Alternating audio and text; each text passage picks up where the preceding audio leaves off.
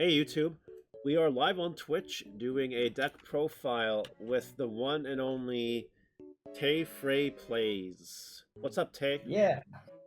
Hey, how's it going? It's going. This guy streams on Twitch sometimes. I think he has a YouTube channel. You have a YouTube channel, right? Yeah, completely bare right now, but I'll pretty link soon you. we'll have. I'll link you both in the description. You guys should check him out. The reason we are covering his deck profile today is it's actually really spicy. It's a black deck with a twist, and B, I told him that if he gifted me 10 subs on Twitch, I would do this deck profile. Yes, and that's a secret, so we're not telling that to my wife.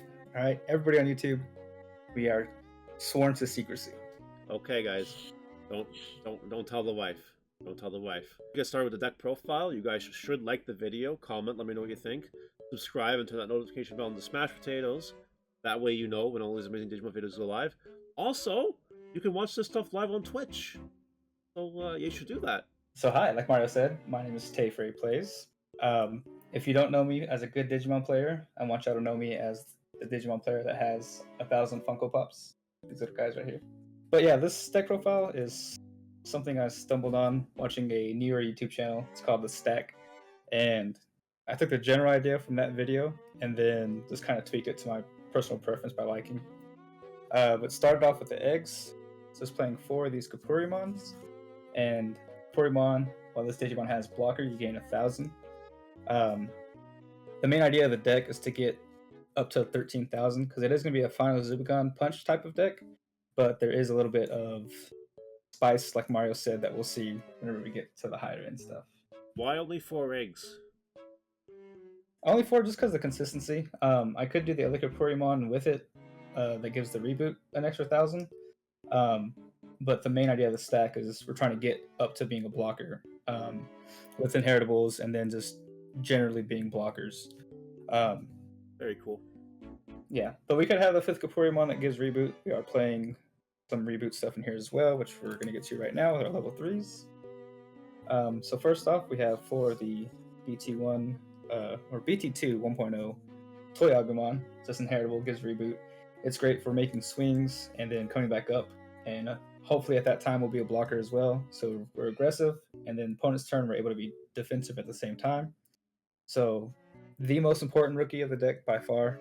We got 4 of the level 3 blocker Gatsumon.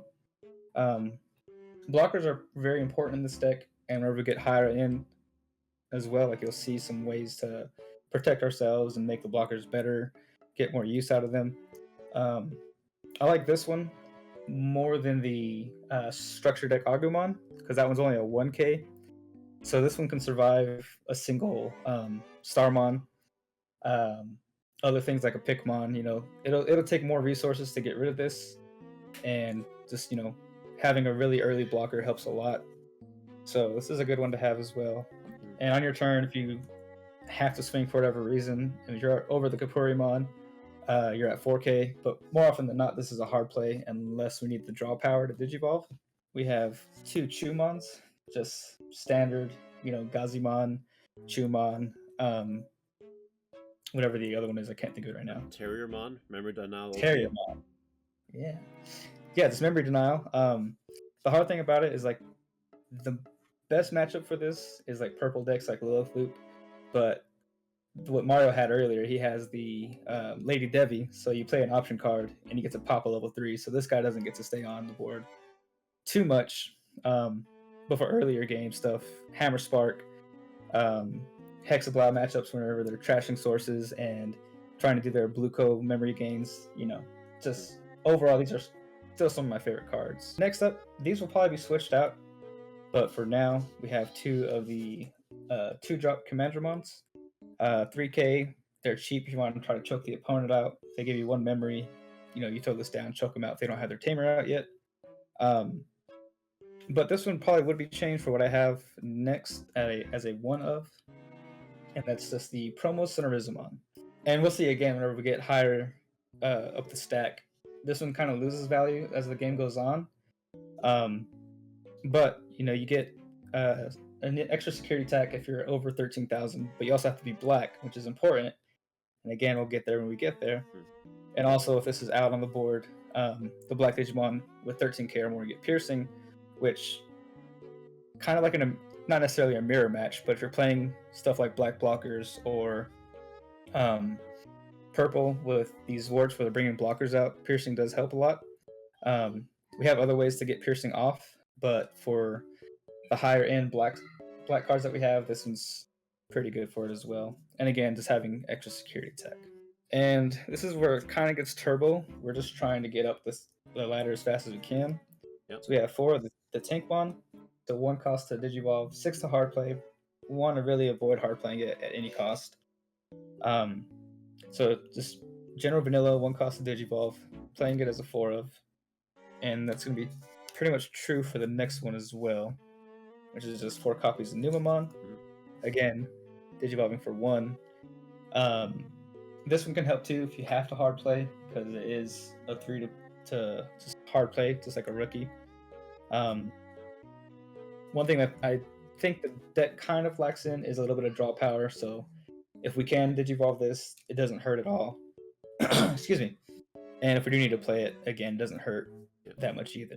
And then finally, just 2 blocker Dark Tyrannomon. This was just more of a space issue.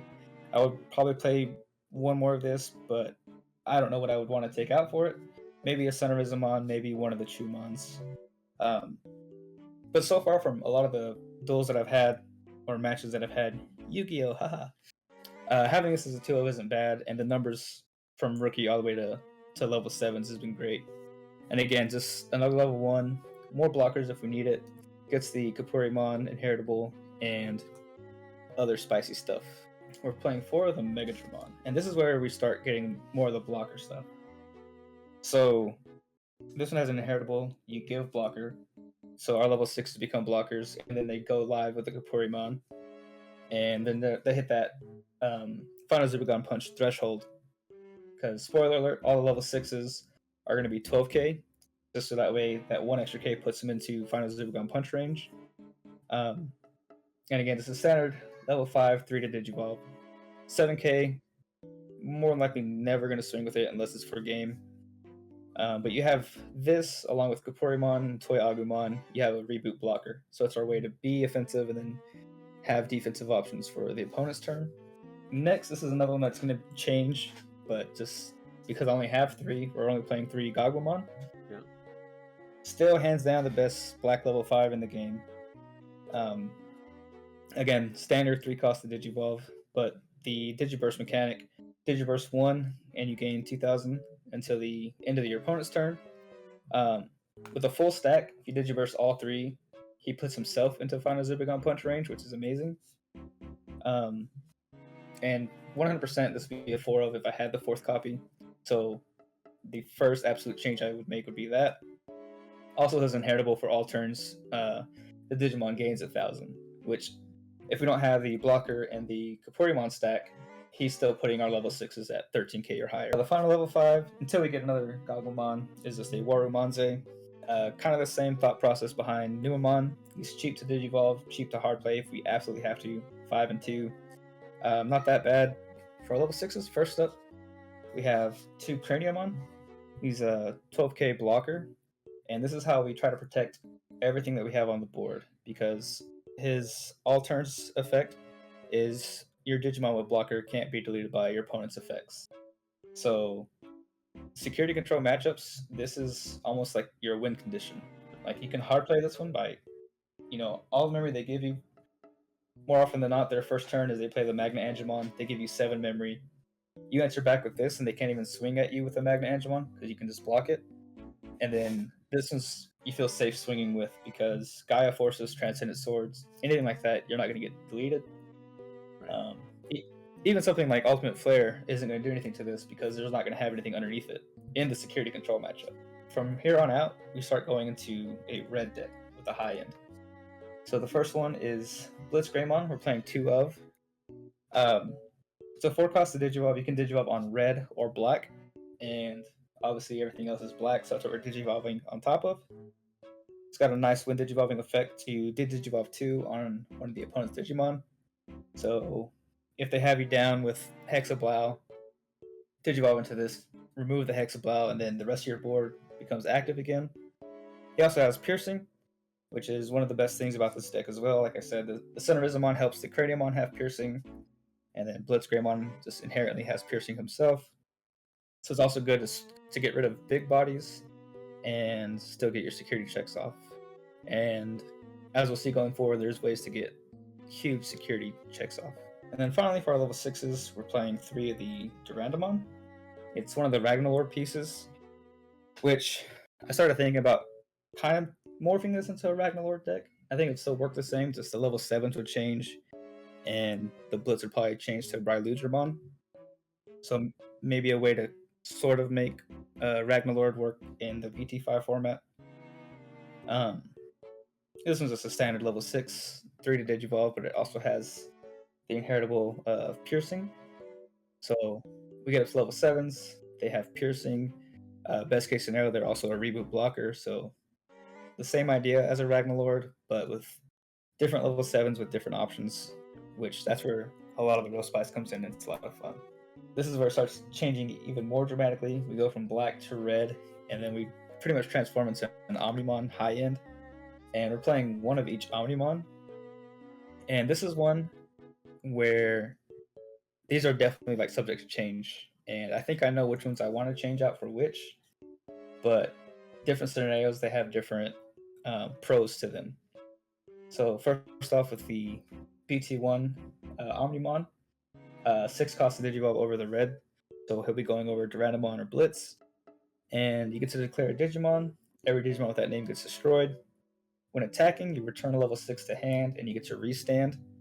So if we're able to get him out, he survives for the turn, which if we have Craniamon next to him, and he's a blocker because of Final Zubigon Punch or Mega Dramon, he'll be there for the next turn. So he's 2 swings at, upwards of 15, 16, or even 19,000, 18 or 19, yeah, depending on how the stack works. So, and again, Craniamon on the board with him, which sometimes is a little hard to get them both out together, but if you do, again, this is quite literally unstoppable, except for Ultimate Flare. But that only happens in very specific matchups. And the next one is the Ultra S. This one is perfect for late game. If you can get him Digivolved, you Digivolve the entire board by 1, and then anything that's on the field still, 5k or less, they're just completely wiped out. And then his nice when attacking effect is you return your level 6 and you're unblockable. So, like for mine and Mario's game, he ended up bringing out a whole board of blockers with his Zwarts, and I had this on board. I was able to swing and remove and take the first game, which was nice. Also, again, he can Digivolve on black or red, so he is also a target for Craniamon if we need to. Great against the Rookie Rush matchup, although the deck is a little slow against Rookie Rush, just because we're not super turbo.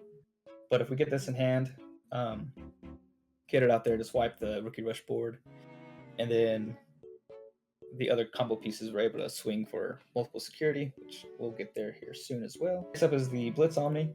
Now this is probably one I would change and do another Ultra S, just because it hasn't come up for me yet, but I think everybody knows what it does. Again, it hasn't come up too much. When I do have it, I don't feel like it's the best play to use, because I'd rather try to board wipe them or have different ways to go for game. Like, it just hasn't come up, but it's still a nice option to have.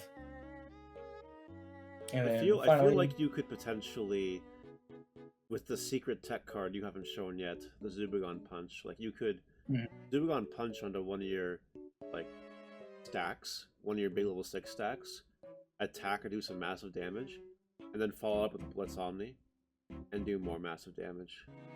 Yeah, for sure. You could. And yeah, because with that combo, if they have full security, you can do it with your red. They'll get 3 checks off, which we'll see some of the spice too. And then the Omnimon comes out, finishes the rest of the security they have. And if they can't set their blockers, or if we have the Ultra S, or we're able to get our bodies on board, yeah, we can swing for game as well next turn.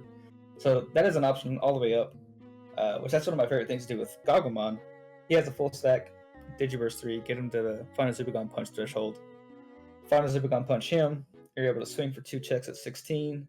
At that point, you're only ever scared of pure removal option cards. And then from there, you digivolve onto one of the 6s, and they retain the boost. So Yep. you get 6k from him, then another 1, which is 7 from the inheritable, and then 3k, so that's 10k total. So these guys become 22,000 blockers, which is ridiculous.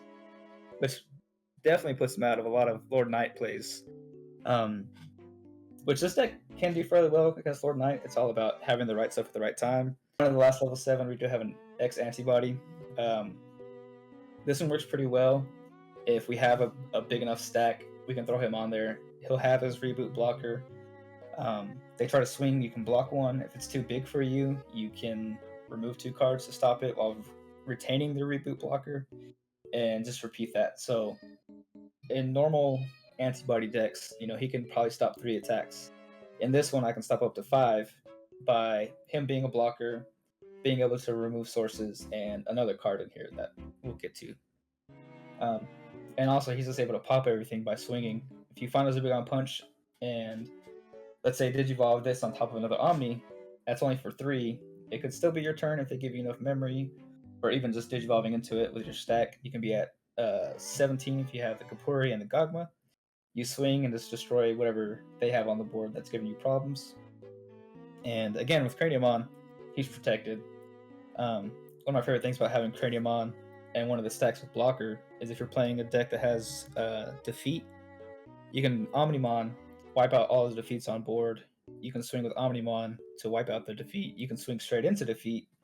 Craniumon's on board. He also protects you from defeat's deletion effect. Next card's going to be our Tamers. We play 2 of the red ties. Early in the game, as soon as you just play this, you'll get really weird looks, or people will be like, huh? Like, why would you play this instead of Izzy? And it's all about getting up to our red stacks and being more aggressive. It's a memory tamer, so it sets you to 3 at the beginning of your turn. And your red Digimon with 4 Digivolutions gets security attack +1. So Blitz Grey, Durandamon, full stack will be at 2 swings. If you're able to find a Zubagon Punch, which if you have this on the field already, you should be able to, because you'll be at 3. Hopefully you have one of these set up already. Find a Zubagon Punch, they get their 2 extra security checks at 16. Then you can go into the Omni Blitz to get the last 2 checks, because the Final Zubagon Punch will carry over. Just a really nice card to have. Probably still the best red tamer. Even though this isn't your traditional red deck, it does help out at the higher end, which is what the tamer's made for. Yep.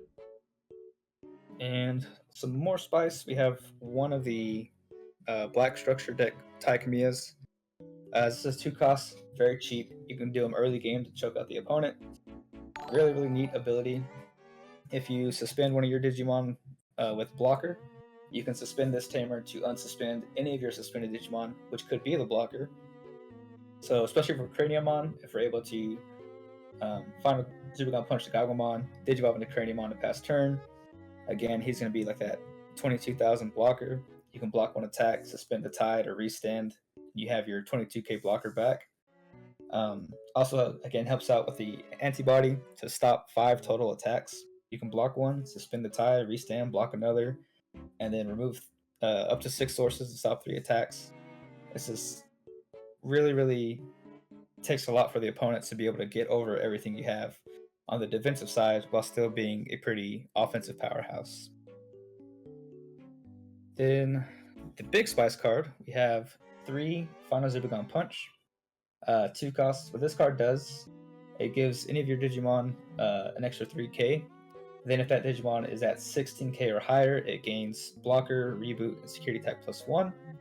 So again, that's why we have the 12k high end, while also having ways to give them an extra 1,000, either Gogmamon, turning them into a blocker. Just a 16k beat stick. And currently in the game, as far as the Digimon cards go, nothing is over 15k, so nothing is going to stop you from swinging security except for option cards. And again, Craniumon, if we're able to get him out there as well, it's just beautiful. Also, a nice security effect. If it gets hit in security, it adds to your hand, so that way you have it readily available if you need to use it. And again, being able to reboot and block. So if we happen to not have that, if we just have a Gogmamon and we had to go into Blitz or Durandamon, they're still going to be at 13k. and we can find a Zubicon Punch to make them blockers and reboot as well. So just more offensive, defensive forms of attack. And this is completely what the deck is built around, is getting to that 13k threshold, being able to find a Zubicon Punch to swing for upwards of 5 security if we have all the right stacks, and still having a defensive answer on the opponent's turn. And then finally, probably my favorite card of the deck, very situational, but when it does happen, it's amazing. And that's 2 copies of Breath of the Gods. Both effects are really great depending on the situation.